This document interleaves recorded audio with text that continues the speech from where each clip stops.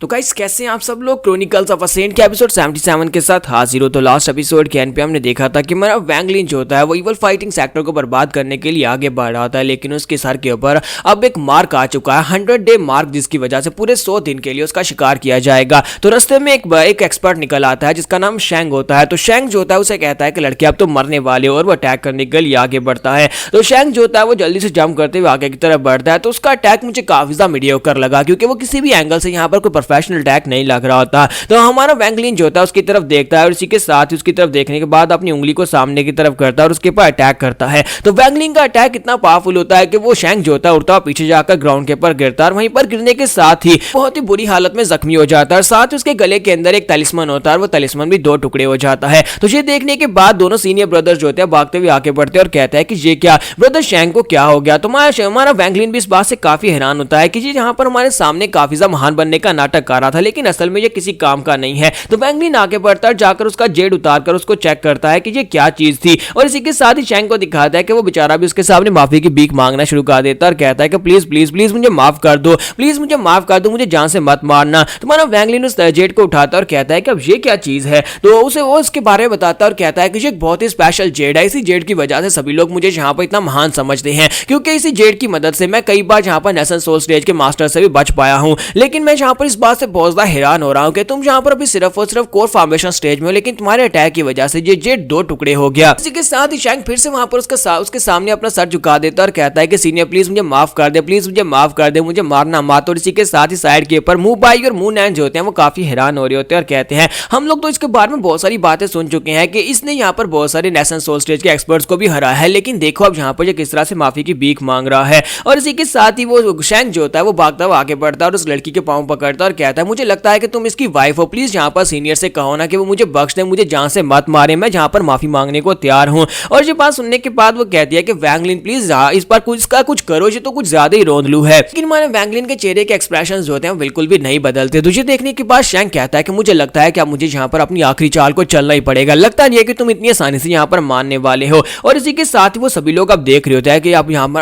अपनी आखिरी कौन सी चाल को चलने वाला है। लगता है कि अपनी सारी की सारी एनर्जी को गैदर करने के बाद अब यहाँ पर कोई फुल ऑन अटैक करेगा ताकि अपनी जान बचाने के लिए आखिरी कोशिश कर सके। और इसी के साथ ही दिखाते हैं कि शेंग जो होता है वो अपनी सोल एसेंस को निकालकर हमारे वैंग लिंच के सामने रख देता है और कहता है कि सीनियर ब्रदर प्लीज मेरी सोल एसेंस को एक्सेप्ट कर लो, और आज के बाद से मैं तुम्हारा गुलाम हूं। और ये देखने के बाद हमारा वैंग लिंच और बाकी के दोनों भी काफी ज्यादा हैरान होते हैं कि ये क्या यहाँ पर कोई मजाक हो रहा है। तो शेंग जो होता है उसे कहता है कि प्लीज मेरी ब्लड एसेंस को एक्सेप्ट कर लो, और आज के बाद से तुम जहां पर जाओगे मैं वहां पर तुम्हारे पीछे जाऊंगा, और जहां पर तुम कहोगे मैं वहां पर बैठूंगा, जहां पर कहोगे वहां पर खड़ा हो जाऊंगा। तुम्हारा वैंग लिंच जो होता है उसकी बातें सुनने के बाद कहता है कि मुझे लगता है कि ये बंदा यहाँ पर काफी ज्यादा काम का है। वैंग लिंच उसकी सोल एसेंस को एक्सेप्ट कर लेता है, वो उसकी सोल एसेंस को निगल जाता है। इसका मतलब यह है कि अगर वैंग लिंच मरेगा तो वो भी मरेगा, लेकिन अगर वैंग लिंच चाहे तो जैसे चाहे सिर्फ एक सोच के साथ उसको मार सकता है। तो अब यहाँ पर वो उसे कहता है कि अब मुझे जल्दी से रास्ता बताना स्टार्ट करो, हम लोग इस वक्त इवल फाइटिंग सेक्टर की तरफ आगे बढ़ रहे हैं। तो शेंग काफी ज्यादा खुश हो जाता है, सोच रहा होता है कि मुझे यहाँ पर इसको फॉलो करना चाहिए।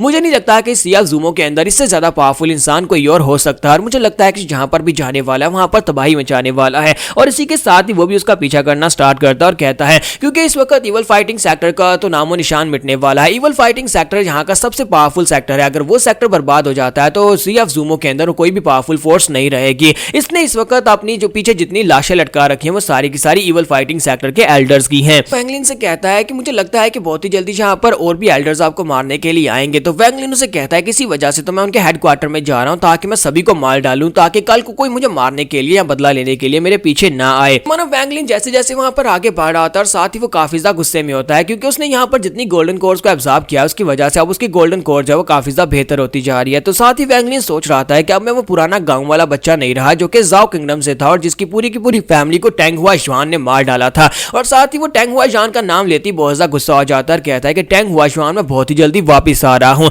एक बार मैं यहाँ पर जाओ किंगडम में पहुंच जाऊं उसके बाद मैं तुम्हारे ऊपर आकर अटैक करूंगा, तुमसे अपना बदला लूंगा। तुमने मेरे पेरेंट्स और मेरी फैमिली को मारा है तो मैं तुम्हें तो बिल्कुल भी नहीं छोड़ने वाला, बस इंतजार करो कब मैं यहाँ पर वापस आऊं और आकर तुम्हें अपने हाथों से मारूंगा। सिर्फ तुम्हें नहीं बल्कि पूरी फैमिली में यानी जाओ कंट्री में जितने भी टैंग फैमिली के लोग होंगे जिनके नाम के साथ टैंग आता होगा सभी को मार डालूंगा। तो इसी के साथ हमारा वैंग लिंच फिर से आगे बढ़ना स्टार्ट करता है। तो उसके साथ जो लड़की होती है वो उसकी तरफ देखकर शर्मा रही होती है और सोच रही होती है क्या हम दोनों के बीच में कुछ हो सकता है, क्योंकि लोही सेक्टर के जितने लोग थे वो मुझे बहुत ज्यादा पसंद करते थे क्योंकि मैं काफी ज्यादा क्यूट भी हूँ, लेकिन जब से मैं इस लड़के के साथ हूं, उसने कभी यहाँ पर मेरी तरफ उस तरह से नहीं देखा, पता नहीं ये कभी मेरी तरफ उस तरह से देखेगा भी या नहीं। लेकिन इसके बावजूद वो कहती है कि चाहे कुछ भी हो जाए मुझे यहाँ पर इसको फॉलो करना होगा, जहाँ पर भी जाएगा मैं इसके साथ ही जाऊंगी। तुम्हारा वैंगलिन भी उसकी तरफ देख रहा था और इसी के साथ ही वैंगलिन उसे कहता है कि मुझे लगता है कि तुम यहाँ पर अपने फेरी कंट्री को मिस कर रही होगी, एक बार यहाँ का मसला हल हो जाए, मैं जिया ज़ूम में इवल फाइटिंग सेक्टर से फाइट कर लूं, मैं तुम्हें वापस फेरी कंट्री में छोड़ आऊंगा। और ये बात सुनने के बाद वो बेचारी काफी ज्यादा उदास हो जाती है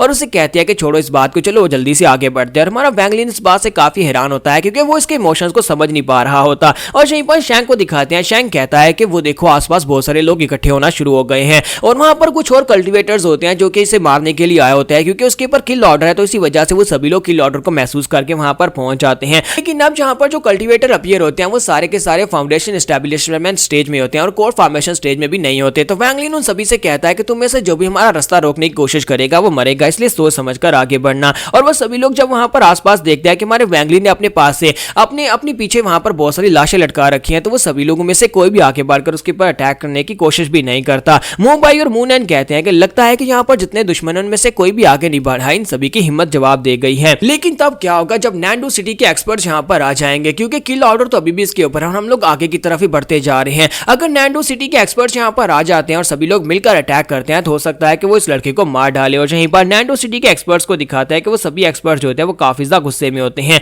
वो सभी लोग सोच रहे होते हैं कि हम लोग यहाँ पर क्या करें, हमें इस लड़के को सबक सिखाना पड़ेगा, हम में से कोई भी हिम्मत नहीं कर रहा इसके ऊपर अटैक करने की, क्योंकि ये लड़का बहुत ज्यादा पावरफुल है। वैंगलिन जैसे जैसे वहां पर आगे की तरफ बढ़ता जाता है वैसे वैसे कल्टिवेटर्स उसका पीछा करते हैं। बहुत सारे कल्टिवेटर्स होते हैं जो कि उसके पीछे वहां पर जमा होते जाते हैं, लेकिन उसके ऊपर अटैक कोई भी नहीं कर रहा होता और वो सभी के सभी उसको फॉलो कर रहे होते हैं कि ये कहां पर जा रहा है। तो शैंक कहता है कि मुझे लगता है कि यहाँ पर पहली बार ऐसा हुआ कि बहुत सारे किलर्स जो है हमारा पीछा कर रहे हैं और हम पता नहीं ये कब हमारे पर अटैक करेंगे, लेकिन सभी के सभी हमारा पीछा कर रहे हैं। किसी वक्त भी यहाँ पर फाइटिंग स्टार्ट हो सकती है और किसी वक्त भी यहाँ पर ये लोग हमारे पर अटैक करना शुरू कर सकते हैं। फिर साथ ही वो सोच रहा था मैं यहाँ पर क्या करूं, मेरे पास तो यहाँ पर इस लड़के को फॉलो करने के अलावा और कोई चांस नहीं है, क्योंकि मेरा जो लाइफ एसेंस है वो इस लड़के के पास है। अगर ये सभी कल्टिवेटर इसको मार डालते हैं तो इसके मरने के साथ मैं भी मर जाऊंगा और अगर ये चाहे तो जब चाहे मुझे मार सकता है, तो इसका मतलब यह है कि मेरे पास इसको फॉलो करने के अलावा और कोई रास्ता ही नहीं है और अगर यहाँ पर इसके पर अटैक करता है तो मुझे इसे बचाना होगा। लेकिन मुझे लगता है कि ये तब हमारे लिए बहुत ज्यादा मुश्किल हो जाएगा जब यहाँ पर नैंडो सिटी के बाहर दूसरे किंगडम के अंदर से कोई नेशनल सोल स्टेज का कल्टिवेटर इस बात को महसूस कर लेगा कि इसके ऊपर किल ऑर्डर है और वो यहाँ पर पहुंच जाएगा,